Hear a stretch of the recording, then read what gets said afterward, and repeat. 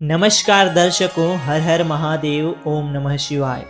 महादेव सब कुछ हैं। इस संसार में सभी शिव हैं। शिव ही आदि है और शिव ही अनंत हैं। और जब जब महादेव की बात करें तो प्रभु के साथ जुड़े नंदी को हम कैसे भूल सकते हैं।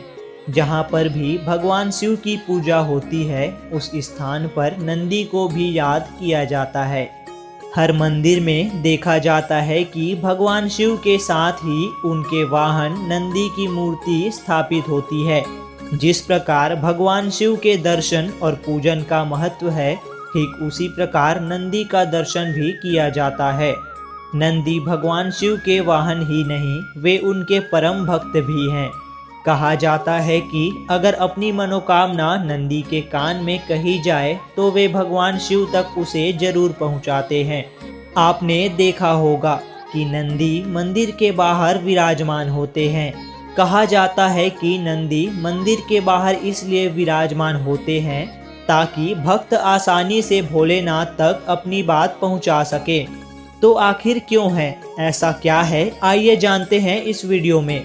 मगर उससे पहले हमारे चैनल को सब्सक्राइब करना ना भूले और बोले हर हर महादेव। शास्त्रों में इस बात का जिक्र किया गया है कि स्वयं भगवान शिव जी ने नंदी को यह वरदान दिया था कि जो भक्त तुम्हारे कान में आकर अपनी मनोकामना कहेगा उसकी मनोकामना जरूर पूरी होगी। कहानी शुरू होती है नंदी के पिता शिलाद से। नंदी के पिता शिलाद ने जमकर भोलेनाथ की तपस्या की थी ताकि उन्हें एक संतान की प्राप्ति हो और उनका वंश आगे चल पाए। भगवान शिव ने उनकी तपस्या से प्रसन्न होकर उन्हें पुत्र रूप में प्राप्त होने का वरदान दिया। वरदान में शिलाद ने बैल जैसा पुत्र मांगा। कुछ समय बाद भूमि जोतते समय शिलाद को एक बालक मिला जिनका नाम उसने नंदी रख दिया। जब नंदी को अपने अल्प आयु होने का पता चला तो महादेव की आराधना से मृत्यु पर विजय प्राप्त करने के लिए वह वन में चला गया और वहां जाकर उसने महादेव का ध्यान करना शुरू कर दिया। भगवान शिव जी नंदी की तपस्या से प्रसन्न हो गए और उसे वरदान दिया कि नंदी, तुम मृत्यु और भय से हमेशा हमेशा के लिए मुक्त हो। मैं तुम्हें अजर अमर होने का वरदान देता हूँ।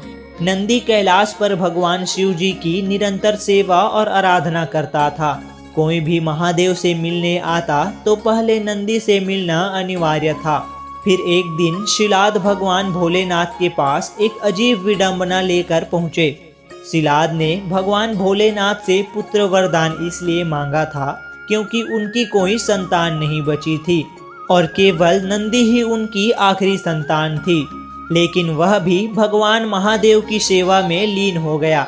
इस वजह से शिलाद को लगा कि उसका वरदान पूरा ही नहीं हुआ क्योंकि उसे पिता का सुख ही नहीं मिला। यह सुनकर महादेव ने नंदी को बुलाया। महादेव स्वयं नंदी से अत्यंत ही प्रेम करते थे, परंतु उन्होंने नंदी से कहा कि उसे पुत्र होने का दायित्व निभाना होगा। जिसके बाद महादेव ने नंदी को शिलाद के साथ जाने को कहा। महादेव से दूर होने की पीड़ा नंदी को परेशान करती रही और उसने खाना पीना छोड़ दिया और वह काफी चिंतन में जीवन व्यतीत करने लगा। अपने पुत्र की यह दशा देखकर शिलाद पुनः एक बार महादेव के पास गए और उनसे प्रार्थना की कि वह नंदी को वापस बुला लें क्योंकि वह अपने पुत्र की ऐसी दशा नहीं देख सकते थे। पर साथ ही उनका वंश अब इस बात का प्रतीक होगा कि भगवान शिव स्वयं उनके पुत्र से प्रेम करते हैं क्योंकि नंदी के जाने के बाद महादेव को भी उसकी बहुत याद सता रही थी। वे भी नंदी से अत्यंत प्रेम करते हैं। नंदी के इस अतुल्य प्रेम को देखकर ही महादेव ने उसे वरदान दिया कि कोई भी प्रार्थना अगर महादेव तक पहुंचानी हो तो नंदी के कान में उसे बोल दिया जाए। यह प्रार्थना सीधा महादेव तक पहुंच जाएगी। यहाँ तक कि माता पार्वती ने भी भगवान शिव तक संदेश पहुंचाने के लिए नंदी के कान में ही बोला था। नंदी सदैव भगवान शिव के साथ ही रहते हैं।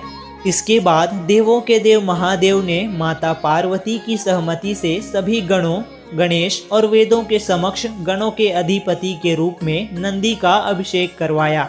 तो इस प्रकार नंदी बने नंदेश्वर। इस कथा से हमें यह पता चलता है कि महादेव अपने सच्चे भक्तों को कभी अकेला नहीं छोड़ते। पौराणिक मान्यताओं के अनुसार कहते हैं कि शिव जी ने ही नंदी को वरदान दिया था कि जहाँ वे निवास होंगे वहाँ नंदी हमेशा विराजमान होंगे। इसलिए हर शिव मंदिर में भोलेनाथ के परिवार के साथ नंदी भी विराजमान होते हैं। तो यह थी नंदी की कहानी, जो बाद में नंदेश्वर बने। अगर मन साफ हो और भगवान के प्रति श्रद्धा सच्ची हो तो भोलेनाथ हर मनुष्य का उद्धार अवश्य करते हैं। दर्शकों, कथा अच्छी लगी हो तो कमेंट में हर हर महादेव लिखना ना भूलें। साथ ही वीडियो को एक लाइक और चैनल को सब्सक्राइब